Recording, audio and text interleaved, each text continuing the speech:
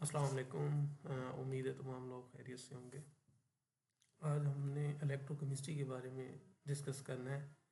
इसके अंदर जितने भी हम इलेक्ट्रोलाइट एनालिसिस करते हैं वो सारे आते हैं, और उसके अलावा जितनी भी एनालिट मोस्टली इलेक्ट्रोलाइट रिलेटेड ही आप इसके बारे में पढ़ेंगे। उसको किस तरह मेजर किया जाता है, उसमें कोई एरर आते हैं तो वो इस टेक्निक को इसलिए पढ़ा जाता है ताकि जो लैब रिलेटेड एरर मेजरमेंट के अंदर इलेक्ट्रोलाइट के अंदर आए तो हमें उनको समझने में आसानी हो। सबसे पहले अच्छी बात कर लेते हैं। कुरान मजीद में कई मकामात पर फ़र्ज नमाज़ों के बारे में बयान किया गया है। चुनाचे इरशाद बारी ताला है, पारा नंबर 2 सूरह अन-निसा आयत नंबर 162। तर्जुमा।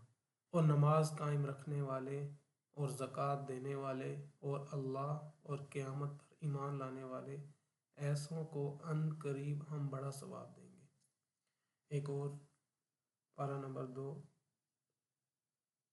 सूरह अल-माइदा आयत नंबर पारा नंबर 6 सूरह अल-माइदा आयत नंबर 12, और ऊपर भी पारा नंबर 6 था सूरह निसा का। तर्जुमा। बेशक मैं तुम्हारे साथ हूँ, ज़रूर अगर तुम नमाज कायम रखो और ज़कात दो और मेरे रसूलों पर ईमान लाओ और उनकी ताज़ीम करो, अल्लाह को कर्ज़ हसन दो, बेशक मैं तुम्हारे गुनाह उतार दूंगा और ज़रूर तुम्हें बागों में ले जाऊंगा जिनके नीचे नहरें रवां हैं।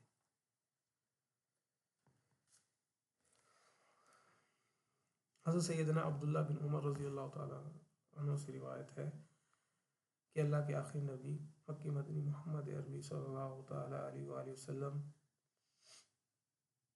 की बारगाह में हाजिर हुआ तो उनसे मैंने सवाल किया कि सबसे अफजल अमल के बारे में सवाल किया, तो अल्लाह के आखिरी नबी सल्लल्लाहु अलैहि वसल्लम ने फरमाया नमाज। उनसे पूछा उसके बाद, फरमाया नमाज। उसने अर्ज़ किया उसके बाद, फरमाया नमाज। उसने अर्ज़ किया उसके बाद, फरमाया अल्लाह अज़्ज़ा वजल की राह में जिहाद करना। मस्ने अहमद, ये हदीस है। अच्छा जनाब जी, अब ये है कि जो हमारा एबीजीज एनालाइज़र होता है ना, वो भी इलेक्ट्रोकेमिस्ट्री पर बेस कर रहा होता है। इलेक्ट्रोकेमिस्ट्री वैसे तो बहुत ब्रॉड टर्म है, उसके अंदर बहुत सी टेक्निक्स यूज़ होते हैं, लेकिन मोस्ट कॉमनली पोटेंशियोमीट्री यूज़ हो रही होती है। उसके अलावा भी डिफरेंट और चीज़ों में भी यूज़ होती हैं देसी दूसरी टेक्निक्स, उसके बारे में भी हम पढ़ेंगे। अब वो कहता है कि जो ब्लड गैस एनालाइज़र है उसके अंदर जो पैरामीटर होते हैं, कुछ होते हैं कैलकुलेटेड, कुछ होते हैं मेजर्ड। अब वो इनके बारे में पूछना चाह रहा है जो कि मेजर्ड होते हैं। मेजर्ड कौन कौन से होते हैं? एक तो पीएच होता है, partial pressure of carbon dioxide होता है, और पार्शियल प्रेशर ऑफ ऑक्सीजन होता है। पीएच को मेजर करता है साइंस इलेक्ट्रोड, एक ग्लास इलेक्ट्रोड होता है, और इसका एक सवाल आगे भी आएगा कौन सा इलेक्ट्रोड होता है। Partial pressure of carbon dioxide saving has electrode होता है, और ऑक्सीजन के लिए क्लार्क इलेक्ट्रोड यूज होता है। अच्छा, ओस्मोलैरिटी जो मेजर की जाती है उसका फार्मूला पूछा गया है, तो इसमें बड़ी आपके लिए आसानी है कि सारे फार्मूले यहाँ सेम है, सिर्फ ये फ़र्क है मल्टीप्लिकेशन फैक्टर का। तो इसका जवाब जो है ना, जवाब ए है। ठीक है, आगे वाले जो फ्रैक्शन है ना, मोस्टली जो फार्मूला है ना वो सिर्फ सोडियम वाला यूज़ होता है, लेकिन पोटाशियम को ऐड किया जाता है उसकी, ताकि जो ऑस्मोलैरिटी फैक्टर वो ऐड करता है वो भी एग्जैक्ट हमें अच्छी कैलकुलेशन हो जाए। उसके अलावा ग्लूकोज होता है। देखिए, अगर हमने मिलीमोल में दिया हुआ है ग्लूकोज, उसको हमने मिलीग्राम में कन्वर्ट करना है तो डिवाइड बाई 18 करते हैं। इसलिए ब्लड यूरिया नाइट्रोजन, जिसको हम कॉमनली उसको यूरिया बोलते हैं, तो अगर वो मिलीमोल में दिया हो, उसको मिलीग्राम पर डेसीलीटर करना है तो उसको 2.8 से डिवाइड करते हैं। 2 जो मल्टीप्लिकेशन फैक्टर इसलिए ऐड किया जाता है कि जो दूसरे हमारे, देखिए एक एनाइन है, कैट आइन है, तो जो कैट आइन जो हमारे दूसरे एनाइन जैसे क्लोराइड, बाइकार्बोनेट, उनकी वजह से जो ओस्मोलैरिटी का इफेक्ट आता है वो भी मैयर हो जाए। लेकिन ओस्मोलैरिटी कैसे आएगी? जितने भी इलेक्ट्रोलाइट होते हैं वो एक उसकी कंपोजिशन बनाते हैं, उसका एक, जिसको हम कहते हैं कि एक आसान अल्फाज में गाढ़ापन कह सकते हैं। जैसे जितनी चीनी शामिल होगी उतना ही मीठा बनेगा। इस तरह जितने इलेक्ट्रोलाइट होते हैं उनकी वजह से जो एक कंसिस्टेंसी हमारे एक प्लाज्मा की बनती है ना, वो इन्हीं इलेक्ट्रोलाइट्स की वजह से बनती है।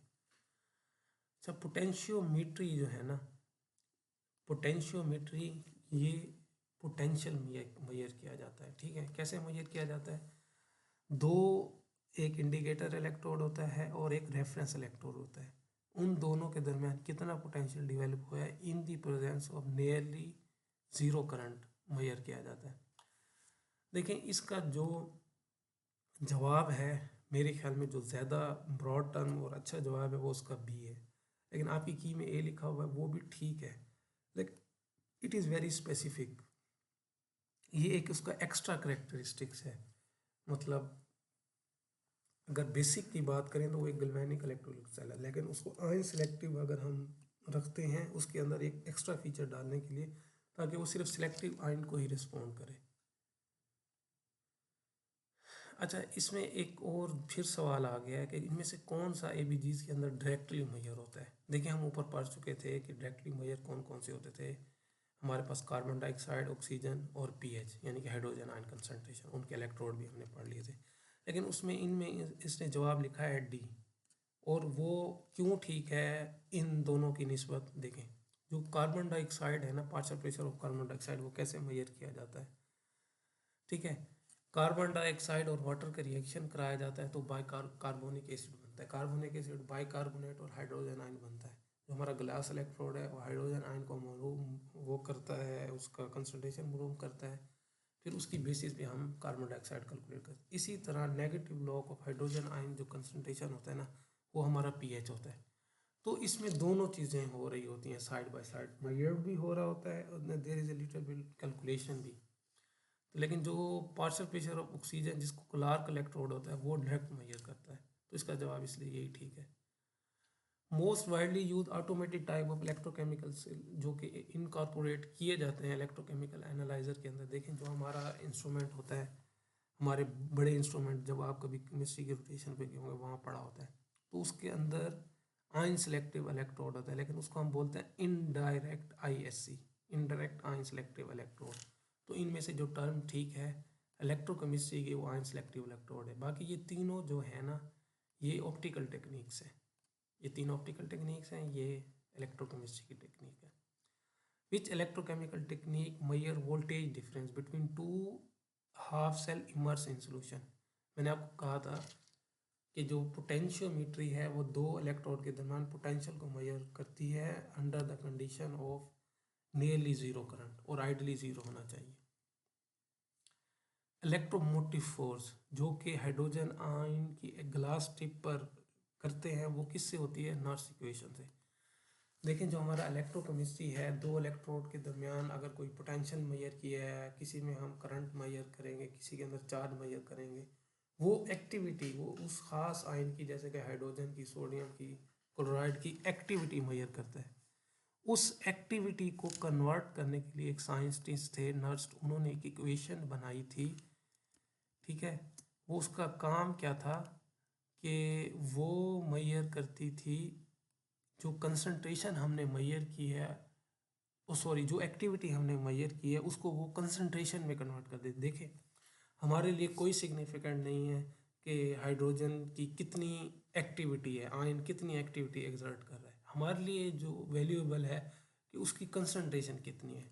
तो इसी वजह से हम अपने इलेक्ट्रोलाइट एनालाइजर जो उसका सॉफ्टवेयर होता है वो ऐसा बनाया होता है कि जो इंस्ट्रूमेंट मेजर कर रहा होता है एक्टिविटी को, वो उसको नर्स इक्वेशन अप्लाई करके, it is a very complex equation जो कि हम केमिकल का वालों के लिए भी अहम नहीं है कि वो कैसे कैलकुलेट करते हैं। ठीक है, तो वो कैलकुलेट करके हमें दे देती है। अच्छा, विच इलेक्ट्रोकेमिकल टेक्निक मेजर करती है करंट को। देखें, हम पहले बात कर रहे थे पोटेंशियोमीट्री में अबाउट द पोटेंशियल, लेकिन वो कह रहे हैं करंट को मेजर करना है एट कांस्टेंट इलेक्ट्रिक पोटेंशियल। जब कांस्टेंट इलेक्ट्रिक पोटेंशियल हो और आपने करंट को मेजर करना हो, देखें उसके लिए हम एम्पीरोमीटर यूज़ करते हैं। पोटेंशियोमीट्री क्या था? पोटेंशियल मेजर करते हैं, करंट ज़ीरो होता है। अच्छा, जो कंडक्टोमीट्री है इसके अंदर हम क्या करते हैं, इलेक्ट्रिकल कंडक्टिविटी को मेजर करते हैं, जो कि मोबिलिटी ऑफ आयन की वजह से होती है। ठीक है, कंडक्टिविटी देखें, करंट कंडक्टिविटी में डिफरेंस है। ठीक है, और कोलोमेट्री क्या है, कॉलम से निकला है। कॉलम मतलब एक साइंटिस्ट थे उनके ऊपर, तो चार्ज जितना है, जैसे कि सोडियम के ऊपर +1 है, क्लोराइड के ऊपर -1 है, तो वो क्या होता है, वो यूज़ हमें कोलोमेट्री होता है। और वोल्टामीट्री और एम्पीरोमीट्री में क्या डिफरेंस है, इसके अंदर हम मेजर करते हैं फिक्स पोटेंशियल होता है और करंट मेजर करते हैं। इसके अंदर वेरिंग पोटेंशियल होता है, तो उसके रिजल्टेंट में जो करंट होता है वो हम मेजर करते हैं। एक के अंदर फिक्स पोटेंशियल था, एक के अंदर वेरिंग पोटेंशियल है, ये डिफरेंस है। तो आपको मोटा मोटा पता होना चाहिए, बाकी आप एमसीक्यूज अटैम्प्ट करेंगे उस बेस पे अपने थोड़े से कंसेप्ट बनाएं और उसको हल करें। अच्छा, एक लेबॉर्ट्री है, अपना रिएजेंट ग्रेड वाटर बना, वो कह रहे हैं जो आयनिक स्ट्रेंथ है वो कौन सी ऐसी टेक्निक है उसके ऊपर बहुत ज़्यादा असरअंदाज होगी। देखें, ऐसी टेक्निक जो बेस ही आयन पर करती है, आयन सेलेक्टिव इलेक्ट्रोकेमिस्ट्री। मतलब जब हमने वाटर यूज़ किया एज अ जो डाइल्यूशन के लिए यूज़ किया, ठीक है, अगर वो उसके अंदर पहले ही आयंस होंगे तो वो उसके ऊपर सबसे ज़्यादा असरअंदाज होंगे। अच्छा, क्लोराइड सैंपल कौन सा मेथड है जिसके अंदर आपने इलेक्ट्रिक चार्ज को मेजर करना है। मैंने आपको कॉलम से याद कराया था, साइंटिस्ट से, देखें। और उसके अलावा थोड़ा सा आप निमोनिक भी बना सकते हैं जो नॉन केमिकल वाले हैं, क्लोराइड कोलोमेट्री। कोलोमेट्री और क्लोराइड थोड़े वर्ड बोलने में सिमिलर लग रहे हैं, और इसके अंदर क्लोराइड मेजर किया जाता है, कोलोमेट्री। और ये बड़ी ही हमारे पास अहम टेक्निक है। स्वेट क्लोराइड टेस्ट करते हैं जब हम। In potentiometry the amount of current generated is, देखिए वो क्या होता है, मैंने आपको क्या कहा था, पोटेंशियल मेजर किया जाता है दो सेल्स के दरमियान under the condition of zero current, तो जीरो होगा। In an ion selective electrode, glass electrode, मैंने आपको कहा था सांस इलेक्ट्रोड सवाल आएगा, हाइड्रोजन। ग्लास इलेक्ट्रोड किसके लिए यूज किया जाता है, हाइड्रोजन के लिए यूज किया जाता है। Conductometry use for the measurement of, conductometry एक कोलोमीट्री थी, वो क्लोराइड के लिए। कंडक्टियोमीट्री यूज की जाती है हिमेटोक्रेट के लिए। देखें, कंडक्शन हो रही है या नहीं हो रही। देखें, जब ये हीमाटोलॉजीज वालों, हीमाटोलॉजिस्ट के लिए बड़ा अहम है इस चीज़ को समझना। देखिए, आपके एनालाइजर के अंदर जो हीमेटोक्रेट है ना, वो कंडक्टोमीट्री से मेजर हो रहा होता है। देखिए, हमारे जो सेल हैं वो लिपिड बाइलेयर है, दे आर वेरी इंसुलेटर के तौर पे काम करते हैं। ठीक है, तो क्या होता है, जितने सेल्स की नंबर ज़्यादा होते हैं उतनी कंडक्टिविटी कम होती है। तो वो रेसिप्रोकल ऑफ कंडक्शन हमें जाहिर करते हैं कि हेमाटोक्रेट ज़्यादा है। शायद मैं समझा पाया। आयन सेलेक्टिव इलेक्ट्रोड किसकी एग्जांपल है, पोटेंशियोमीट्री की एग्जांपल है, क्योंकि पोटेंशियोमीट्री के अंदर ही आयन सेलेक्टिव इलेक्ट्रोड यूज़ किया जाता है। मेरे ख्याल में मैं आपके लिए चीज़ें आसान कर पाया हूँगा। फिर भी इससे रिलेटेड आपको कोई सवाल हो तो आप इसीलिए पूछ सकते हैं। इसकी एमसीक्यूज़ मैं फर्स्ट उसमें डाल दूँगा कमेंट में, तो वहाँ से भी आप ले सकते हैं। दुआओं में बहुत ज़्यादा याद रखिएगा। अल्लाह हाफिज़।